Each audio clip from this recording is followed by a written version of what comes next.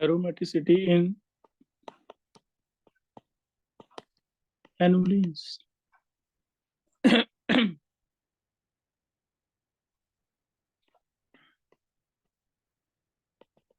एनुलीन्स हम किसे कहते हैं?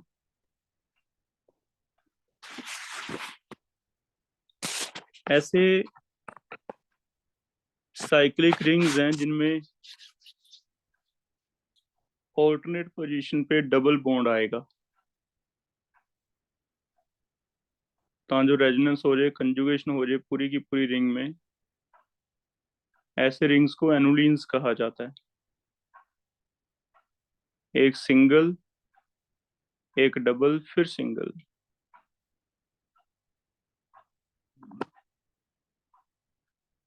जैसे सबसे छोटा एनुलीन ये वाला है,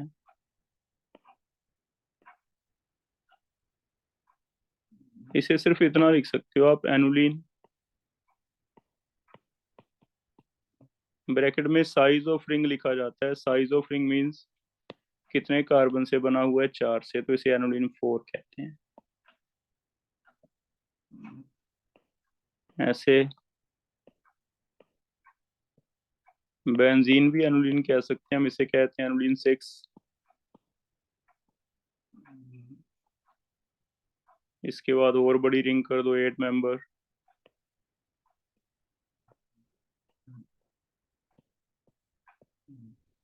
one two three four five six seven 8, alternate double bond आए,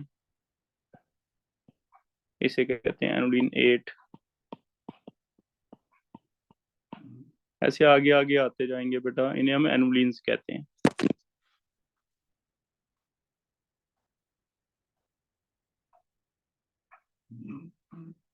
क्योंकि इन सभी में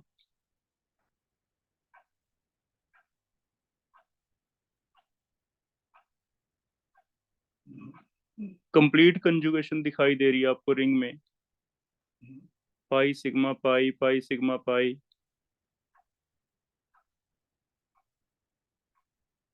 तो इन सब में भी एरोमेटिक का टॉपिक आएगा।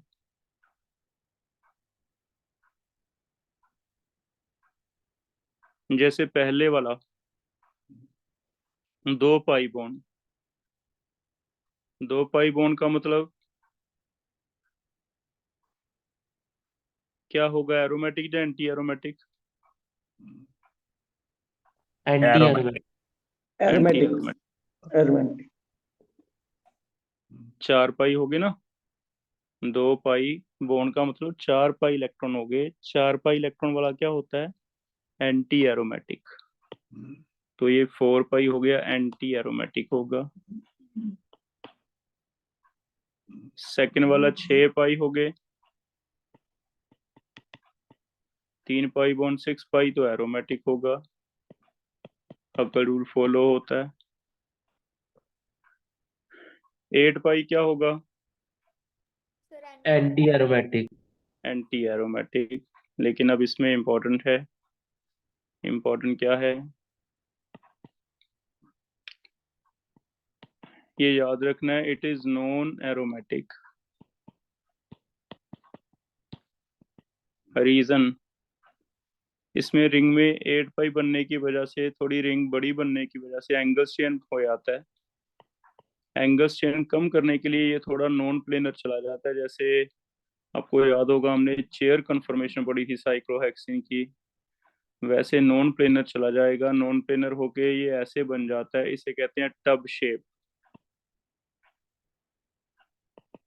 It is non planar tub shape है। इसकी शेप को क्या नाम दिया जाता है, टब शेप। अगर टब शेप होता है एक्चुअल में, तो फिर प्लेनैरिटी अगर लूज हो जाए, अगर प्लेनर ही नहीं रहेगा, तो क्या उसे हम एरोमेटिसिटी में लेके आएंगे टॉपिक में? तो फिर ये क्या होगा, नॉन एरोमेटिक। इस यहाँ से आपको याद रखना है कि ये क्या होगा, नॉन एरोमेटिक होगा। हाँ जी सर, हाँ जी, हाँ जी। अच्छा, मैं क्लास ले रहा 5:30 मेरी क्लास ही आज। हाँ ठीक। एक 8 वाला याद रखना बेटा, एक 10 वाला याद रखना। ये दोनों में थोड़ी प्रॉब्लम है। 10 वाला भी नॉन प्लेनर हो जाता है। 10 वाला कुछ ऐसे दिखाया जाता है। काउंट करो, 1 2 3 4 5 6 7 8 9 10।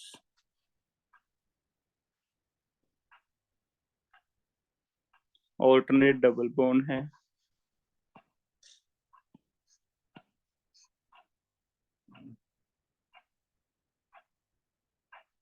लेकिन आप इस पोजीशन को देखो, सिर्फ इतने वाले को। ये जो 2 डबल बॉन्ड है, ये दोनों डबल बॉन्ड के अराउंड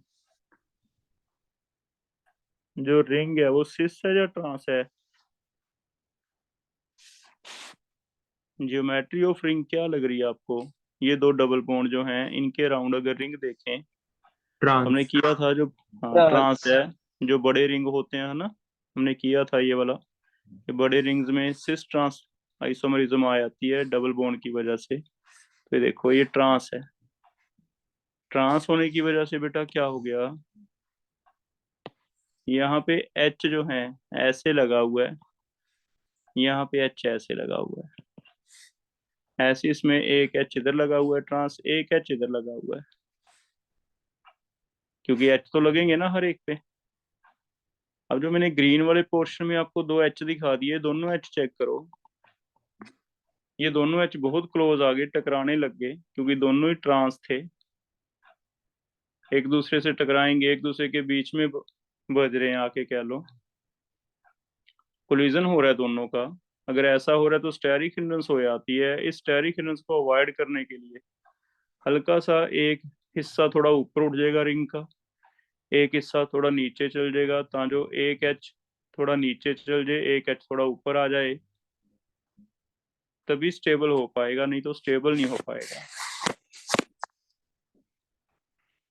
अगर ऐसा है तो ये जो एनुलिन 10 है, ये होना तो चाहिए था, एक्सपेक्टेड क्या था चेक करो, 10 पाई है। एक्सपेक्टेड तो क्या है, 10 पाई। 10 पाई का मतलब एरोमेटिसिटी, एरोमेटिक या एंटी एरोमेटिक? एरोमेटिक।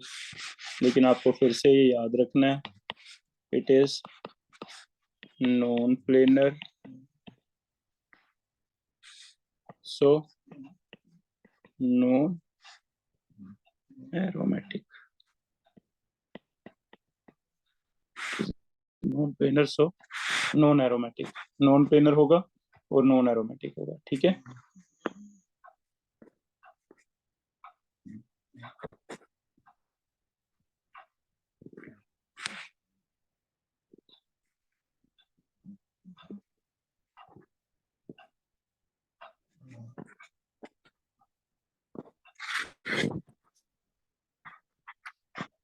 तो 2 एक्सेप्शन आपको याद रखने हैं, 10 वाला, 8 वाला, 10 वाला। इसके बाद नॉर्मल है, जितने पाई बन जाएगा आप काउंट कर लेना। जैसे मान लो ये कोई कंपाउंड है, इसका साइज काउंट करके आप देखो और मुझे बताओ कि ये क्या है। पहले तो इसका नाम क्या लिखें, एनुलिन क्या नाम रखूं मैं इसका?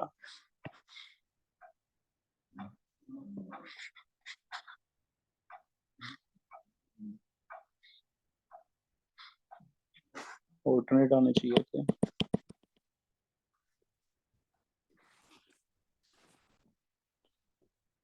One two three four five six seven, ठीक है। इसका साइज काउंट करके देखना। इसे मैं, एक क्वेश्चन तो यही आ जाएगा, इसे एनुलिन क्या नाम देंगे? 14 14 14 आ जाएंगे। 1 2 3 4 5 6 8 9 10 11 12 13 14। इसमें पाई इलेक्ट्रॉन काउंट करो।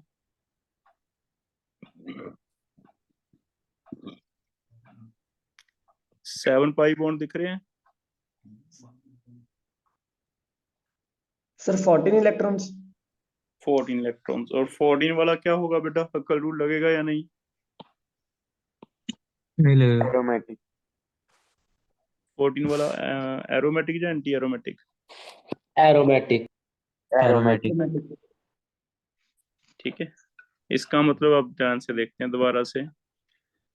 अगर देखा जाए तो जो एनुलिन के ब्रैकेट में लिखा जा रहा है तो वो नंबर ऑफ कार्बन साइज है इसका, लेकिन तुम सीधा सीधा ये भी तो रिलेट कर सकते हो भी जो 4 है वो 4 पाई इलेक्ट्रॉन्स ही हैं। तो हमारा काम थोड़ा इजी हो जाएगा, हम सीधा ही याद रखेंगे भी एनुलिन 4 का मतलब 4 पाई। 4 पाई का मतलब देखना है हक्कर रूल के अकॉर्डिंगली एरोमेटिक है या एंटी एरोमेटिक, तो हम कहेंगे 4 वाला एंटी एरोमेटिक। फिर एनुलिन 6 आ गया। 6 का मतलब पढ़ने की जरूरत ही नहीं है, 6 पाई मान के चलो। 6 पाई है तो क्या होगा, हक्कर रूल लगेगा एरोमेटिक। 8 वाला, 8 वाले में एक्सपेक्टेड तो एंटी एरोमेटिक था, लेकिन ये दो याद रखनी है। 8 वाला टब शेप है, प्लेनरी है नहीं, इसने अपनी एंगल स्ट्रेन कम करने के लिए अपने आप को चेंज किया। अगर प्लेनर है नहीं तो ये नॉन एरोमेटिक हो गया, एक्सेप्शन केस है। 10 वाला 10 पाई होना तो चाहिए था एक्सपेक्टेड एरोमेटिक, लेकिन इसमें एक अलग रीजन है, जो एच एच आ रहे हैं ट्रांस होने की वजह से स्टेरिक हिंड्रेंस है। स्टेरिक हिंड्रेंस कम करने के लिए रिंग्स ऊपर नीचे चली जाती हैं, जिसकी वजह से नॉन प्लेनर है। नॉन प्लेनर है तो ये भी क्या होगा, नॉन एरोमेटिक। बाकी नॉर्मल है बेटा। अगर एनुलिन 14 में लिखता हूँ तो आपको सीधा ही कुछ नहीं करने की जरूरत, आपको देख लेना भी 14 पाई इलेक्ट्रॉन्स हैं इसमें। 14 पाई वाले पे 4n + 2 पाई रूल लग जाएगा। 2 पाई 6 पाई 10 पाई 14 पाई। 14 पाई वाला फिर से क्या आ जाएगा, एरोमेटिक। तो आगे आपका ऐसे कंटिन्यू हो जाएगा एरोमेटिक। आगे अगर मैं तुम्हें 18 एनुलिन कह दूं तो तुम्हें मुझे लगता है ड्रॉ करने की जरूरत ही नहीं है, बता सकते हो एरोमेटिक है या एंटी एरोमेटिक क्या होगा। 18 एरोमेटिक। एरोमेटिक। एरोमेटिक। अगर 16 कह दूं, anti aromatic. Anti aromatic. Anti aromatic. तो 16 एंटी एरोमेटिक होगा। एनुलिन 18 एरोमेटिक होगा। एनुलिन 20 देख लो क्या होगा, 22 देख लो क्या होगा। Anti aromatic. तो बाकी सारे नॉर्मल केस हैं, बस दो याद रखने हैं। 8 और 10 वाला थोड़ा सा प्रॉब्लम है, बाकी 14 16 18 20 सारे एक जैसे। ठीक है, क्लियर है।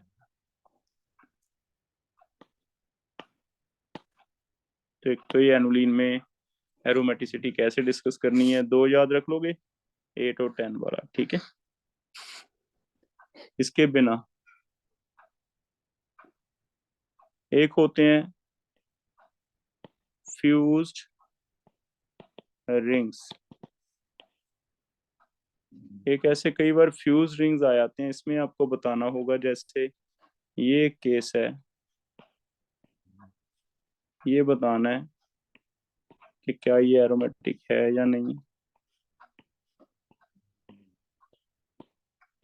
जैसे ये कंपाउंड है, इसे पायरीन कहा जाता है वैसे तो।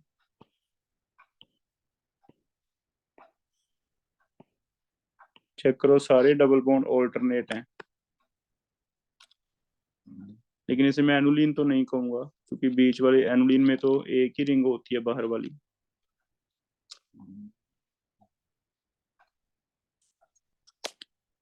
इसमें जरा पाई इलेक्ट्रॉन काउंट करके मुझे बताओ, तुम्हें क्या लग रहा है कितने पाई इलेक्ट्रॉन्स हैं सारे? सर फर्स्ट बेंजीन पे ऑल्टरनेट नहीं आ रहे डबल बॉन्ड्स। बेंजीन नहीं है बेटा, वैसे कोई स्ट्रक्चर है, नहीं तो मैं फ्यूज बेंजीन लिखता, वो तो कल करवा दिया था आपको बेंजीन वाला। तो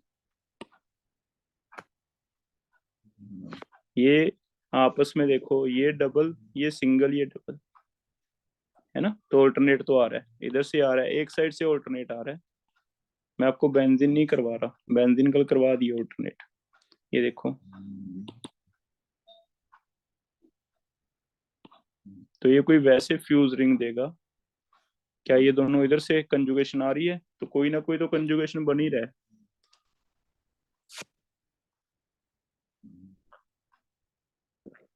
इस वाले में कैसे करना है, पहले जरा पाई बॉन्ड चेक करना कितने हैं। सर 8। 8 का मतलब तो फिर 4 से डिवाइड हो गया ना, 16 पाई इलेक्ट्रॉन्स हो गए, 8 पाई बॉन्ड 16 इलेक्ट्रॉन्स हो गए। 16 इलेक्ट्रॉन वाला क्या होना चाहिए? Sir anti aromatic. Anti aromatic, है ना, but actually it is aromatic. फिर इसमें क्या लॉजिक है? फ्यूज रिंग में याद रखो, सिर्फ पेरीफ्री वाला एक रिंग इमेजिन करना है आपने, क्योंकि जो हकल रूल है ना, उसमें एक चीज और थी। हकल rule is for monocyclic rings. अगर ऐसा है मोनोसाइक्लिक रिंग है, तो अब या तो बड़ी वाली रिंग एक इमेजिन कर लो। अगर मैं एक सिर्फ पेरीफ्री वाली रिंग इनकी ले लूं कि पेरीफ्री वाली रिंग क्या है, जैसे मान लो ये पेरीफ्री वाली रिंग, ये बड़ी रिंग मान ले, तो अकेली पेरीफ्री के पाई बॉन्ड काउंट कर लें, फिर अंदर वाले हम इमेजिन कर लें भी अंदर वाले एक बारी है नहीं है, तो इसमें जो पाई इलेक्ट्रॉन घूम रहे हैं, क्या वो एक बड़ी रिंग बना सकते हैं इसके ऊपर?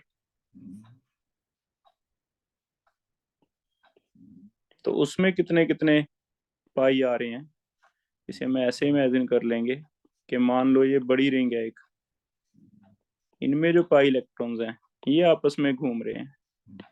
अगर ये आपस में घूम रहे हैं, तो ये अगर आपस में साइक्लिक रिंग बना लेते हैं, तो भी मैं इसे हक्कल रूल के अकॉर्डिंगली एरोमेटिक कह दूंगा। और ये पाई देख लो आप कितने हैं,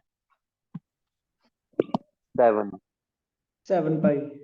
7 है ना। 7 पाई बॉन्ड का मतलब, 7 पाई का मतलब 14 पाई इलेक्ट्रॉन हो गए, तो हक्कल रूल ओबे हो गया। अगर हक्कल रूल ओबे हो गया, तो इसमें फिर क्या आ जाएगा? एरोमेटिक।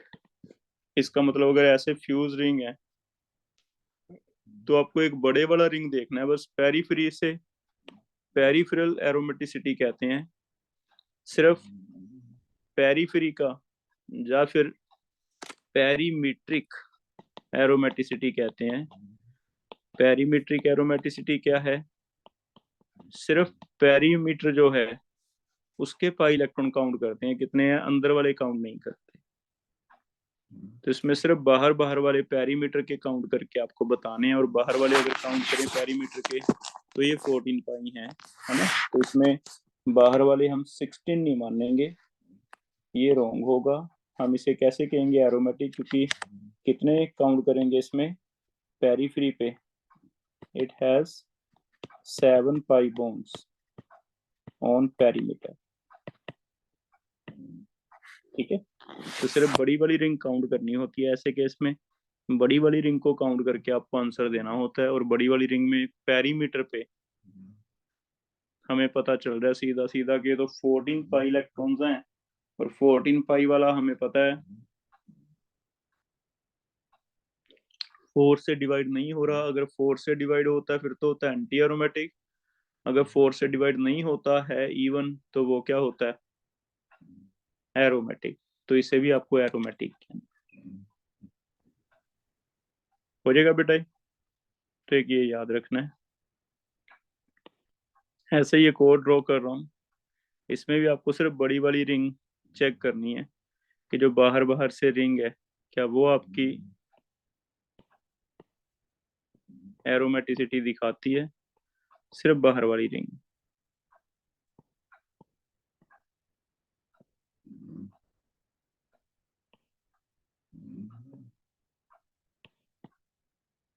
यहाँ पे लगा हुआ है मिथाइल, यहाँ पे लगा हुआ है मिथाइल, ऐसे भी आ सकता है। और आपको कहा जाए बताओ, अब बताओ क्या ये एरोमेटिक है या नहीं, तो इसमें भी आप पेरीमेट्रिक चेक करोगे, पेरीमेट्रिक एरोमेटिसिटी है या नहीं।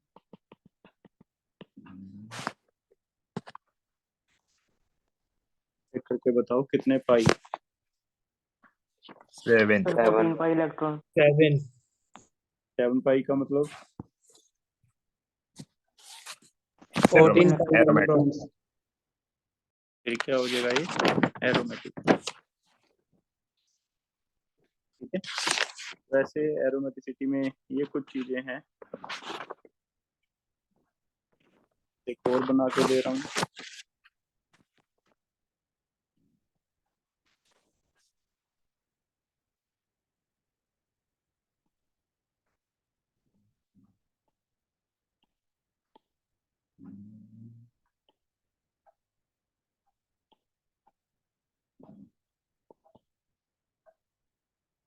ऑल्टरनेट पाई बॉन्ड्स हैं।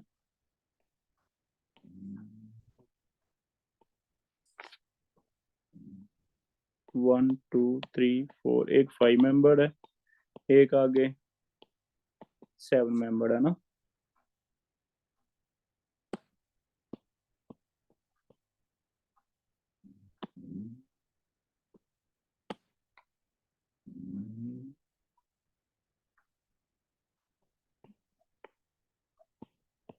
दो रिंग्स हैं, एक 5 मेंबर जुड़ी है, एक 7 मेंबर जुड़ी है।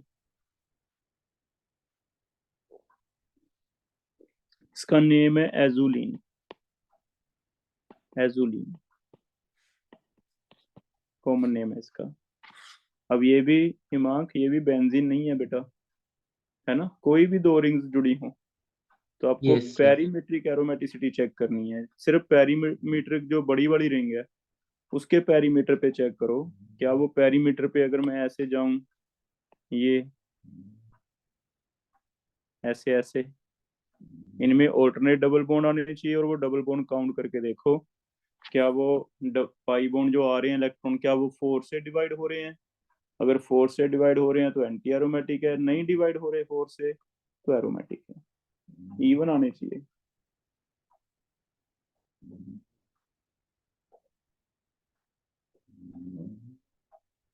चेक करो कितने पाई इलेक्ट्रॉन्स हैं। 10 10 10 आ गए। अगर 10 आ गए तो इसे एरोमेटिक कहेंगे या anti aromatic. Aromatic. Aromatic. Aromatic. तो ये भी क्या होगा, एरोमेटिक।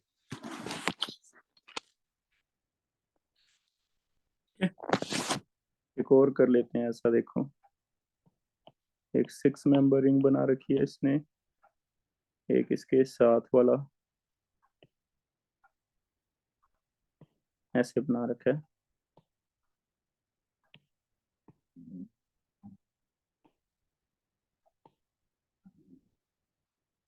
इसमें बताओ क्या ये एरोमेटिक है या नहीं।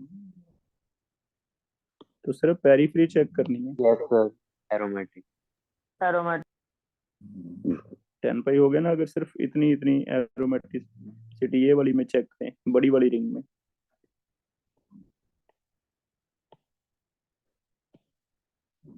तो इसके लिए चेक कर लो पाई बॉन्ड 1, फिर ऑल्टरनेट 2, फिर ऑल्टरनेट 3, फिर एक छोड़ के 4, फिर एक छोड़ के 5।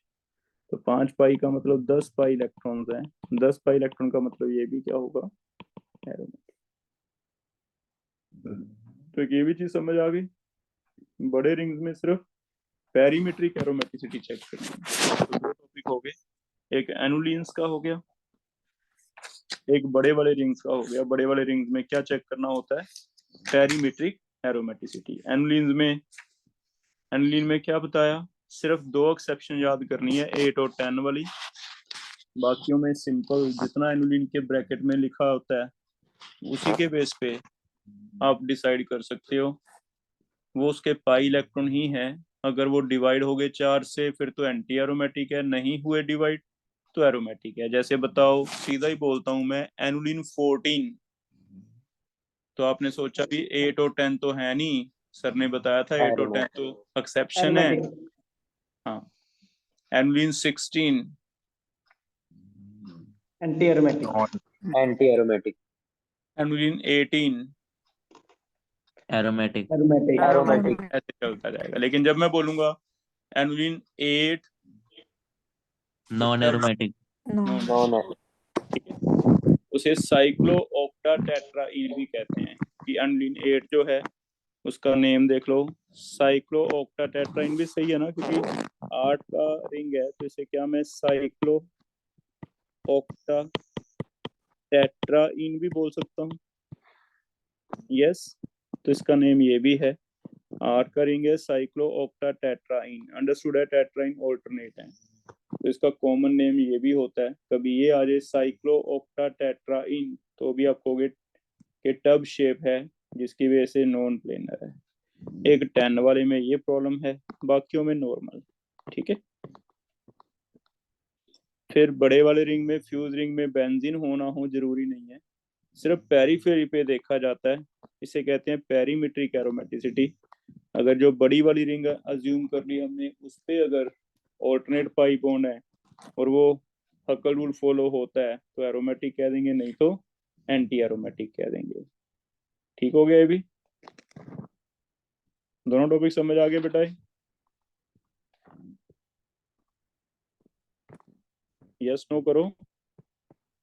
Yes sir yes excuse me sir. बस, हाँ बेटा। सर अगर ये साइक्लिक रिंग्स के लिए है, फिर बेंजीन जो फ्यूज बेंजीन रिंग्स के लिए क्यों नहीं ट्रू ये? उस पे भी होगा, फ्यूज बेंजीन पे भी होगा, ये देखो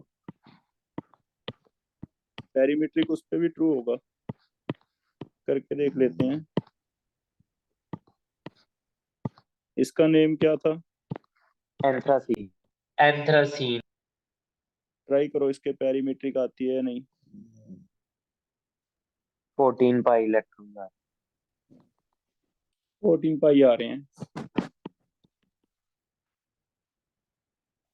एरोमेटिक एरोमेटिक बड़ी वाली रिंग पे देख लो बेटा, है ना। ओके सर, ठीक है, थैंक यू सर। लेकिन उसमें तो ये था कि उसमें देखने की जरूरत है, इसलिए आपको बताया था कि उसमें तो ये, उसमें हम ऐसा ना कि उसमें तो इजी जब समझ आता है हमें, कि जब हमें सीधा ही पता है ये तो 3 बेंजीन बन सकती हैं तीनों, उसमें हमें क्यों जो पेरीमेट्रिक में जाना है, जो सिंपल, जब सिंपल पता ही है अभी अलग अलग बेंजीन रिंग्स हैं। ठीक है ना। Okay sir. नेक्स्ट एक दो इम्पोर्टेंट कर रहे हैं बेटा। सर बट नैप्थलीन में नहीं है हो रहा।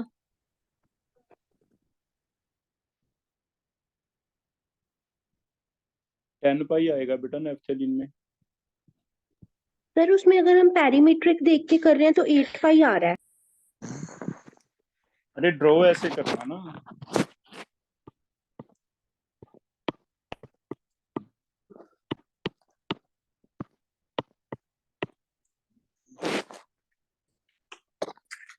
चेक करो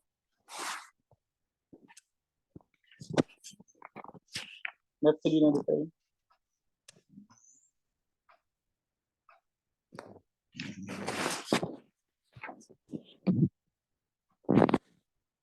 आगे कुछ एक इम्पोर्टेंट पॉइंट कर देंगे का, इम्पोर्टेंट पॉइंट करना है, ये स्ट्रक्चर याद करो, इसे कहते हैं पायरीडीन।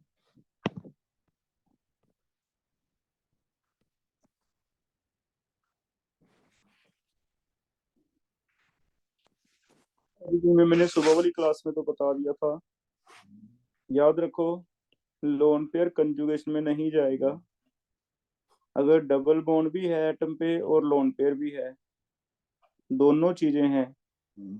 तो जैसे किसी के ऊपर अगर 2 लोन पेयर हैं तो दोनों में से एक टाइम पे एक ही लोन पेयर काउंट होता है कंजुगेशन में, वैसे ही अगर डबल बॉन्ड भी है लोन पेयर भी है तो लोन पेयर काउंट नहीं होता कंजुगेशन में, double bond is counted in conjugation.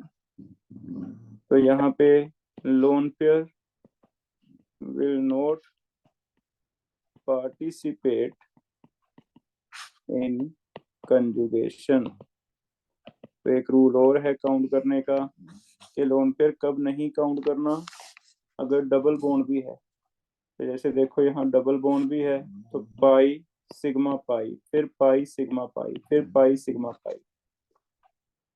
तो इसमें आप 6 पाई काउंट करोगे, 6 पाई पर काउंट करके इसको नाम क्या दोगे? एरोमेटिक का नेम लिखो बेटा, इसे कहते हैं पाइरीडीन। तो लोन पेयर कब नहीं काउंट करना? अगर लोन पेयर भी है और साथ में क्या है? Double bond. Double bond. तो एक ये इंपॉर्टेंट पॉइंट याद रखना पड़ेगा हमें। लोन पेयर भी है, डबल बॉन्ड भी है, खासकर नाइट्रोजन के लिए ये टॉपिक आएगा। जैसे एक और ड्रॉ करता हूं मैं, चेक करो।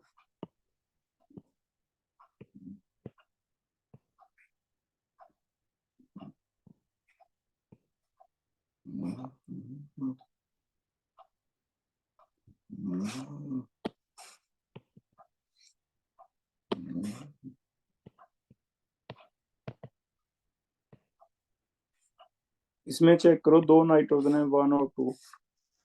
1 और 2 दोनों पे लोन पेयर है, लेकिन किसका लोन पेयर है जो कंजुगेशन में आएगा, किसका नहीं आएगा बताओ? फर्स्ट का आएगा, सेकंड का नहीं आएगा। सर 1 का आएगा।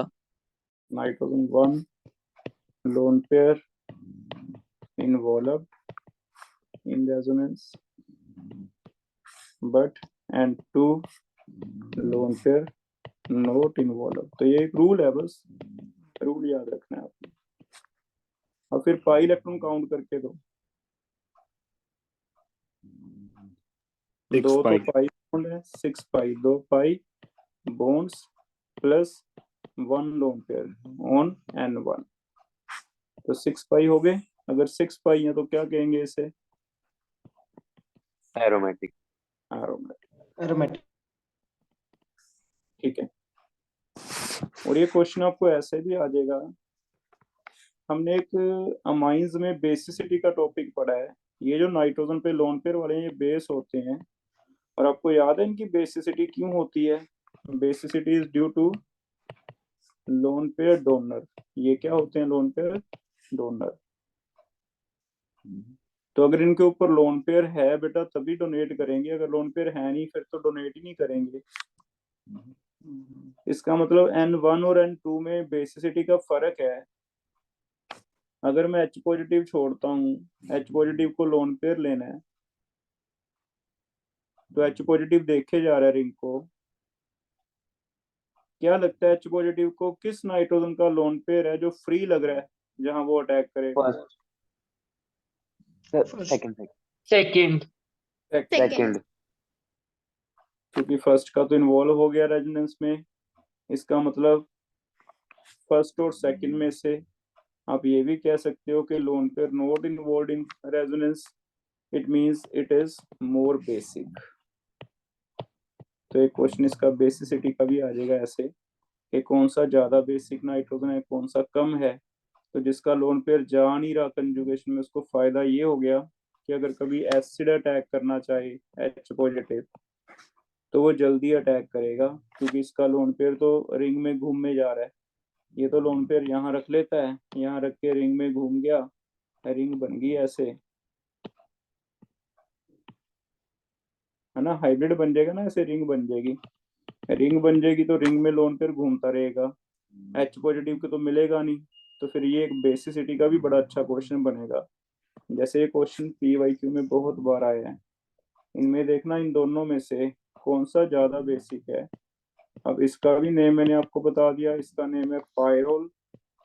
ये पहले पढ़ाया था क्लास में, कल परसों जब कल किया था टॉपिक आई थिंक। आज एक पढ़ाया, इसका क्या नेम रखा है? पायरीडीन। हिमा का आप बताओ 1 और 2 में से कौन सा ज्यादा बेसिक कंपाउंड है बेटा? सेकंड वाला pyridine. Second is more basic, क्योंकि सेकंड का लोन पेयर फ्री है, इसका लोन पेयर फ्री नहीं है, ये रेजोनेंस में चला गया, है ना? तो इसके कुछ क्वेश्चन हम बेसिसिटी के भी करेंगे।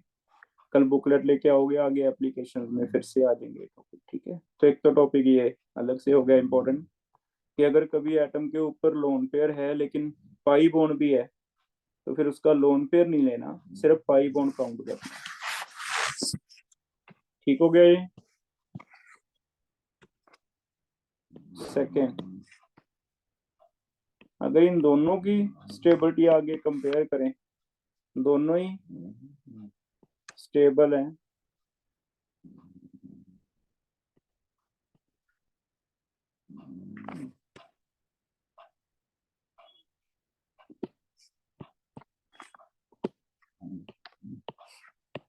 चेक करना दोनों ही एरोमेटिक हैं। क्या लग रहा है, एरोमेटिक है या नहीं? ये 2 पाई है, ये 6 पाई है, ये भी एरोमेटिक है, ये भी एरोमेटिक है।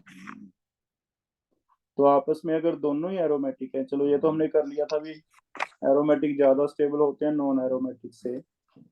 अगर दोनों ही एरोमेटिक हैं बेटा, तो फिर से रेजोनेंस देख लेना, जिसमें ज्यादा कंजुगेशन है उसमें ज्यादा क्या होती है, स्टेबिलिटी। तो more is conjugation, more is stability. ये वाले का नेम लिख लो, इसे कई बार ट्रोपाइलियम के टाइम भी कहते हैं, ये भी काफी ज्यादा स्टेबल कार्बोकेटाइन है, ट्रोपाइलियम।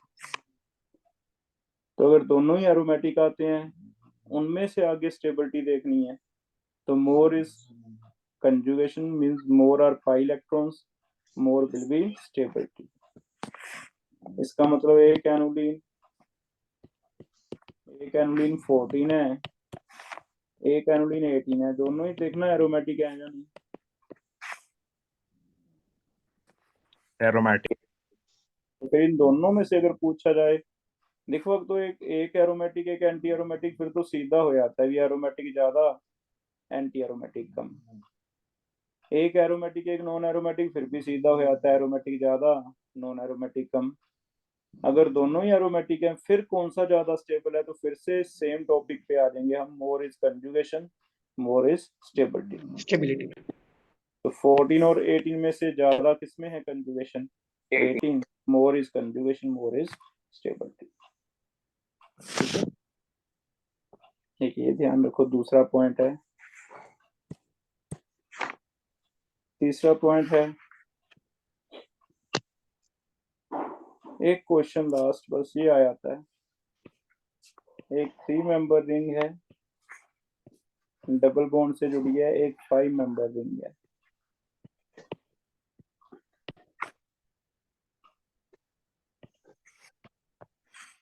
इसकी डाइपोल मोमेंट का क्वेश्चन आता है, ये हमेशा ऐसे एग्जिस्ट करता है,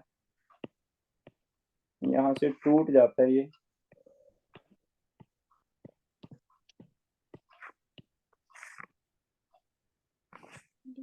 फर्स्ट और सेकंड में से सेकंड वाला रेजोनेटिंग स्ट्रक्चर पहली बार है कि चार्ज्ड वाला नॉन पोलर से पोलर ज्यादा स्टेबल है। तो बता सकते हैं why second is more stable then first? Sir क्योंकि सेकंड इज एरोमेटिक, ये भी एरोमेटिक है और ये भी क्या है, 6 पाई एरोमेटिक। तो ये 2 पाई हो गया एरोमेटिक, ये कितना हो गया, 6 पाई एरोमेटिक। तो दोनों ही एरोमेटिक हैं। दोनों एरोमेटिक होने की वजह से इसे फिर से जो टॉपिक आपको पता था, क्वासी एरोमेटिक, डबल बॉन्ड टूट जाएगा। लेकिन ये कार्बन कार्बन डबल बॉन्ड आपको, अगर तो सी डबल बॉन्ड ओ होता है, फिर तो हमेशा एक ही तरह टूटता है, फिर तो आपको पता है, आपको चॉइस नहीं करनी पड़ती, आपको पता है सी पॉजिटिव और नेगेटिव ही आएगा। लेकिन अगर कार्बन कार्बन डबल बॉन्ड है, तो फिर आपको अपने दिमाग से तोड़ना है, ऐसे तोड़ना है, पॉजिटिव नेगेटिव हेटेरोलाइटिक क्लीवेज करनी है, ऐसे तोड़ना है कि दोनों की तरफ ही क्या आ जाए, एरोमेटिसिटी आ जाए। देखना, अगर मैं इसे ऐसे तोड़ देता तो क्या ये ऐसे टूटता, इधर नेगेटिव रख देता, इधर पॉजिटिव रख देता, क्या ये पॉसिबल था? ये नो सर, क्योंकि दोनों एंटी एरोमेटिक हो गए। दोनों ही एंटी एरोमेटिक हो गए। ये 4 पाई है, ये भी क्या है, 4 पाई एंटी एरोमेटिक हो गए, तो नहीं, ये गलत है। इसका मतलब फर्स्ट मॉलिक्यूल ज्यादा, कौन सा ज्यादा कंट्रीब्यूशन है, सेकंड वाले की, ऐसे एग्जिस्ट करता है। ठीक है, अगर ऐसे एग्जिस्ट करता है तो हमें तो फर्स्ट देख के तो लग रहा था नॉन पोलर, लेकिन एक्चुअल में क्या है, पोलर है। इसका डाइपोल मोमेंट हो जाएगा, और डाइपोल मोमेंट हम वेक्टर ऐसे असाइन करते हैं, तो हमें ये भी क्वेश्चन दो तरह आ सकता है। एक तो ये आ सकता है कि बताओ फर्स्ट सेकंड थर्ड में से कौन सा स्ट्रक्चर है जो रेजोनेटिंग स्ट्रक्चर है जो सबसे ज्यादा स्टेबल है, तो हम कहेंगे सेकंड, क्योंकि दोनों एरोमेटिक है। दूसरा हमें कह रही है डबल बॉन्ड के राउंड रोटेशन हो जाती है, क्यों हो जाती है? तो आप कहोगे क्योंकि डबल बॉन्ड रहता ही नहीं, क्या हो जाता है सिंगल बॉन्ड, तो रोटेशन हो जाती है। तीसरा आपको कह दे मॉलिक्यूल दिखने में तो नॉन पोलर है लेकिन इसका म्यू जो है वो नॉट इक्वल टू 0 है, वाई? तो आप कहोगे क्योंकि एक्चुअल में कैसे एग्जिस्ट करता है, पोलर बन के एरोमेटिक होने की वजह से, जिसकी वजह से इसका म्यू क्या होता है, नॉन जीरो होता है। तो तीन स्टेटमेंट आ सकते हैं। पहला स्टेटमेंट, पहला इसके बारे में इसका mu why mu non zero. दूसरा why rotation of two rings possible, है ना। तीसरा why polar structure more stable than non polar। जबकि हमारा रेजोनेटिंग स्ट्रक्चर का कंट्रोवर्शियल स्टेटमेंट आ गया ये, तो इसमें भी कहीं ना कहीं एरोमेटिसिटी का लॉजिक लगता है। चेक कर लो, तीनों स्टेटमेंट समझ आ रहे हैं। ये डबल बॉन्ड इसलिए टूट जाता है क्योंकि एरोमेटिक होने से मॉलिक्यूल बहुत स्टेबल हो जाएगा, तो इसका 90% चांस है कि ये सेकंड वाला एग्जिस्ट करेगा। सेकंड वाला एग्जिस्ट करेगा तो इसमें एक तो पॉजिटिव नेगेटिव आ जाएंगे, डाइपोल मोमेंट। दूसरा सिंगल बॉन्ड आ जाएगा तो रोटेशन पॉसिबल हो जाएगी कन्फर्मेशन वाली।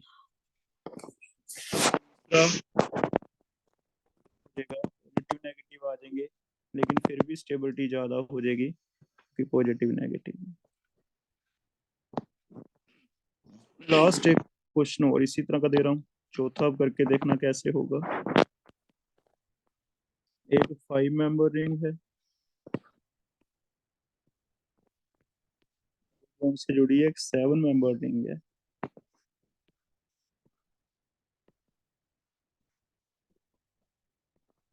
इसमें भी 3 ऑल्टरनेट डबल बॉन्ड है, इसमें भी ऑल्टरनेट डबल बॉन्ड है। चेक करो, ये 1 और 2 पॉइंट पे ये भी टूटेगा, 4 जाने चाहिए।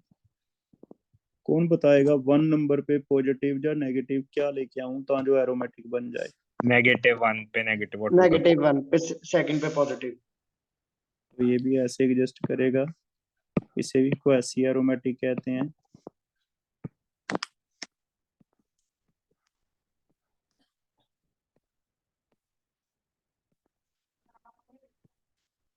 यहाँ पे नेगेटिव, यहाँ पॉजिटिव, क्योंकि अब देखो नेगेटिव पॉजिटिव होने से ये वाला 6 पाई हो गया, ये वाला भी क्या हो गया 6 पाई, दोनों ही क्या हो गए more stable.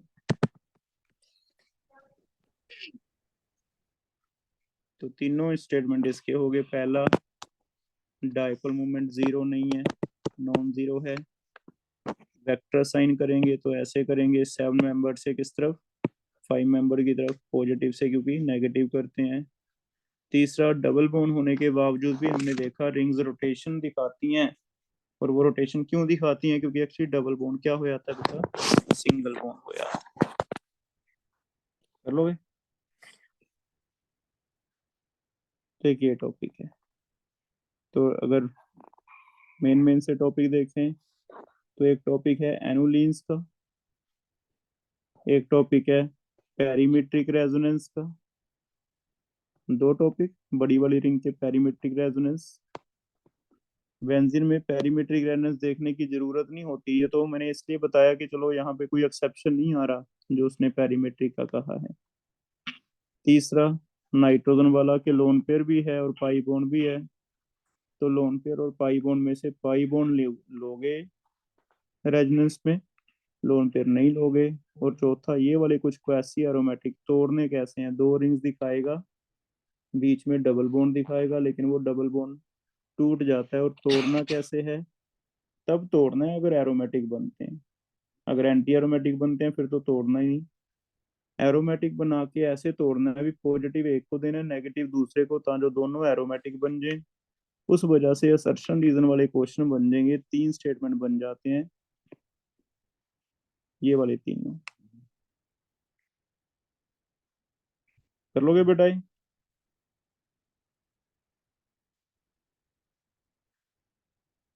Yes sir. Last एक थोड़ा एमओटी देख लो कैसे बनानी होती है। एमओटी मॉलिक्यूलर ऑर्बिटल कैसे करने हैं, 4 वाले की करके दिखाता हूं मैं। जो रिंग है वो कहता है ऐसे ड्रॉ करनी होती है कि रिंग का जो कॉर्नर है वो नीचे आ जाए, बॉटम पे कॉर्नर आ जाए, कॉर्नर एट बॉटम, इस पे ऑल्टरनेट डबल बॉन्ड है, एंटी एरोमेटिक है। इसकी एमओटी कैसे ड्रॉ करनी है ध्यान से देख लो। जो पॉलीगॉन का एक कॉर्नर है वो नीचे रखना है, जो इसके कॉर्नर्स के पॉइंट हैं उन्हें थोड़ा डार्क डॉट्स लगा दो। लगा दिए डॉट्स। ये जो डॉट्स हैं बेटा, इन्हीं डॉट्स की जगह आपको ऐसे लेवल्स बनाने हैं, ये आपके मॉलिक्यूलर ऑर्बिटल्स बन रहे हैं।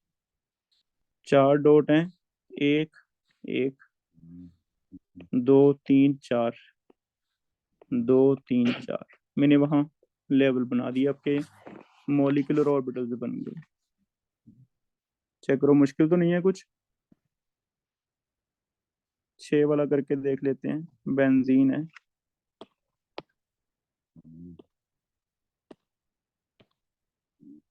इसके ऑर्बिटल्स ड्रॉ करते हैं। डॉट कॉर्नर नीचे आना चाहिए, ऐसे बनानी है पॉलीगॉन। बताओ इसके कितने डॉट्स लगाए हैं मैंने, तो बताओ 6 कितने ऑर्बिटल ड्रॉ करूं।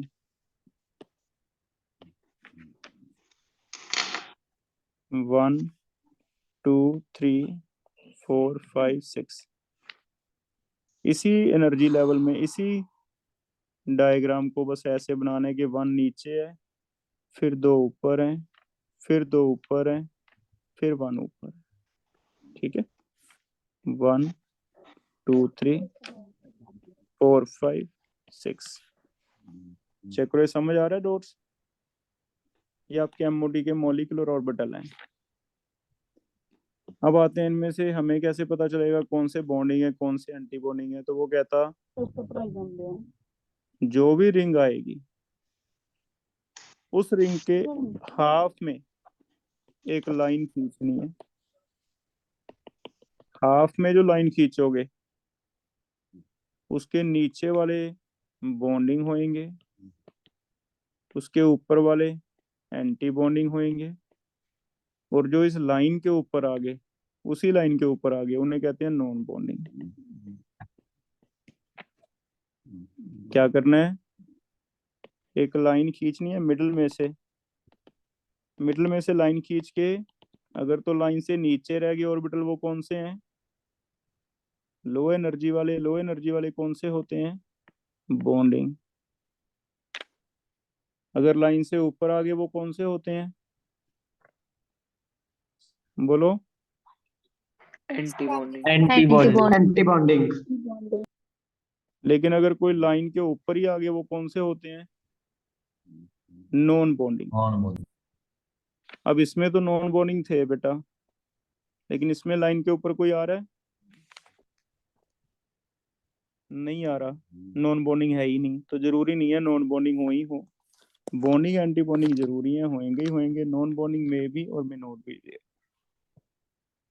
अब इसकी एमओटी है, कभी इस केस में दिखाया जाए तो एमओटी ऐसे दिखाएगा, पहले 1 दिखाएगा, फिर 2 आएंगे, फिर 1 आएगा।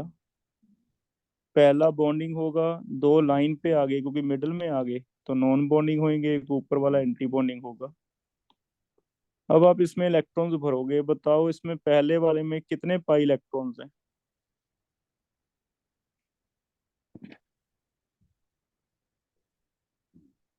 2 2 तो 4 बॉन्ड्स हैं, 4 4 पाई पाई हैं। इलेक्ट्रॉन। 4 पाई भरने कैसे होते हैं? सबसे पहले लोअर एनर्जी वाला भरना है, 2 आगे। एक ऑर्बिटल में मैक्सिमम 2 ही भरते थे ना हम। 2 के बाद फिर ऊपर हायर वाला चलते हैं, जैसे सिग्मा बॉन्डिंग है, फिर एंटी ऐसे भरते थे ना, तो ये 2 भर दिए। ऊपर वाले दोनों डीजनरेट हैं। डीजनरेट समझते हो? सेम एनर्जी वाले। यस सेम एनर्जी ये वालों में आपको याद है हंड्स रूल लगता था, तो पहले मैं एक एक भरूंगा फिर पेयर करूंगा। अगर ऐसा है तो हमारे पास 4 पाई है, 4 पाई में से 2 तो नीचे भर दिए। बताओ सेकंड और थर्ड में कितने कितने इलेक्ट्रॉन्स आएंगे? एक एक एक एक।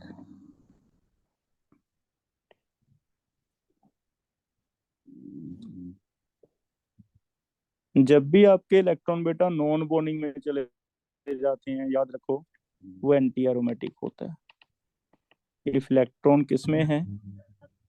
Goes in non bonding. लेकिन अगर नॉन बॉन्डिंग में नहीं आते तो वो एरोमेटिक है। नीचे वाले में देखते हैं आप। नीचे वाले में 6 पाई इलेक्ट्रॉन्स हैं, 3 पाई बॉन्ड। सबसे पहले सबसे नीचे वाला लो एनर्जी वाला, ये एनर्जी लेवल डायग्राम है एक तरह की। सबसे पहले लो एनर्जी वाला ऑर्बिटल भरेंगे। सबसे लो एनर्जी वाला ऑर्बिटल कौन सा है इनमें से? 1। 1 तो 1 1 में कितने इलेक्ट्रॉन आएंगे? 2 2। 2 इसके बाद कौन से 2 भरेंगे?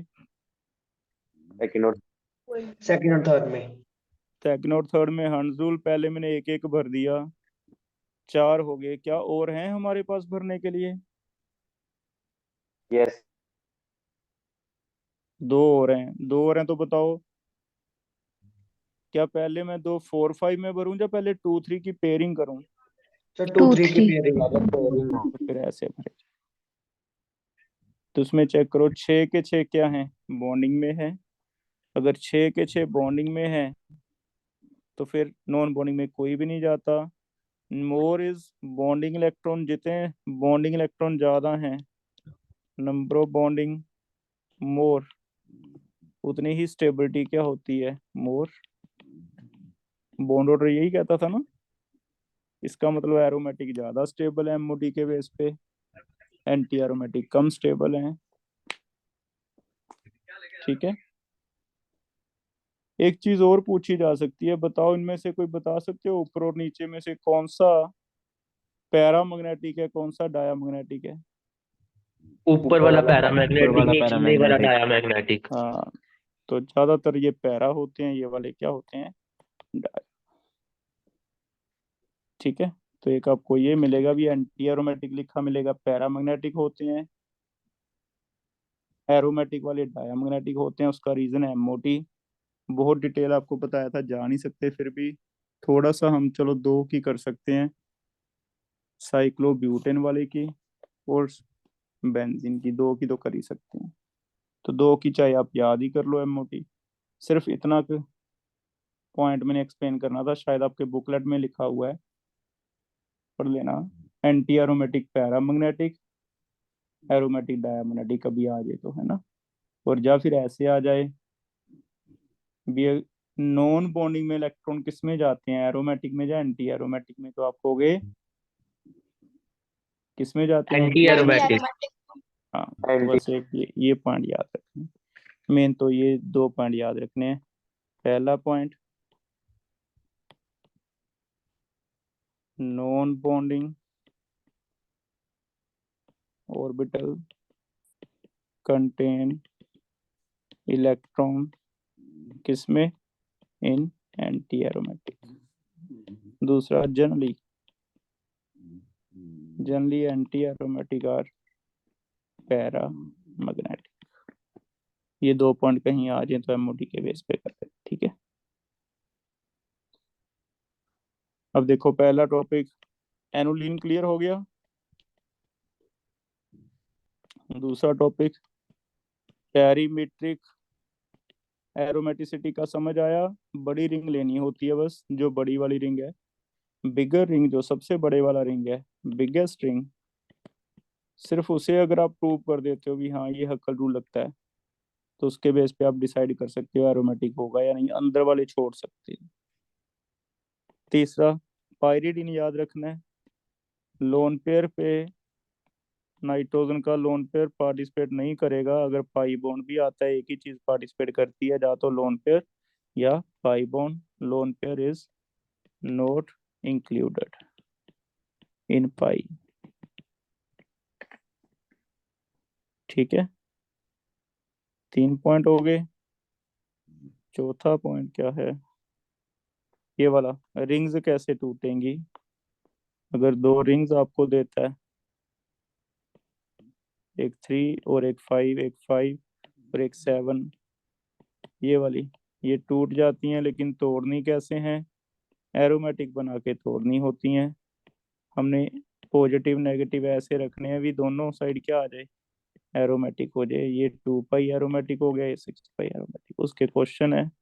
और पांचवा पॉइंट है, थोड़ा सा एमओटी के 2 पॉइंट बताए हैं, ज्यादा ना याद रखो। एंटी एरोमेटिक में नॉन बॉन्डिंग में इलेक्ट्रॉन जाते हैं, पहली बात। दूसरा, एंटी एरोमेटिक पैरामैग्नेटिक होते हैं। ये एक बार पढ़ लेना, बनानी आ गई तो ठीक है, नहीं तो सिर्फ इतना याद कर लो भी आपको ऐसे दिखाए जाएंगे, एक फिर 2 फिर 1। एंटी एरोमेटिक में इसमें ऐसे दिखाए जाते हैं।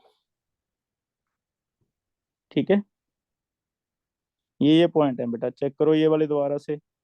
एनुलिन, पेरीमेट्रिक, नाइट्रोजन वाला, रिंग्स कैसे तोड़नी है, एमओटी थोड़ी सी। तो एक एक्स्ट्रा टॉपिक है जो हमें जेई एडवांस के लिए तो चाहिए होता है, नीट वालों के लिए बीच बीच में से ये वाला टॉपिक चाहिए होगा आपको, है ना। पूछा भी जा सकता है, नहीं भी, डिपेंड करता है। तो आपके ऊपर, आप जितना करना चाहते हो, जो करना चाहता है कर ले। ठीक है बेटा, इसकी मैं रिकॉर्डिंग भेज दूंगा और पीडीएफ शेयर कर दूंगा। एक बार दोबारा आपको लेक्चर पढ़ना पड़ेगा, ज़्यादा मुश्किल नहीं है। आपको लग रहा होगा मुश्किल, ज़्यादा मुश्किल नहीं है, दोबारा पढ़ोगे तो आपको ठीक लगेगा। ठीक है, और कल और बुकलेट लेके आनी है अपनी। हम बुकलेट में से कुछ चीज़ें रह गई, मुझे लगा था चैप्टर खत्म हो गया। जीओसी में कुछ टॉपिक पढ़े हैं अभी, हमारे एप्लीकेशंस पार्ट पढ़ा है, तो बुकलेट में से ही पढ़ेंगे।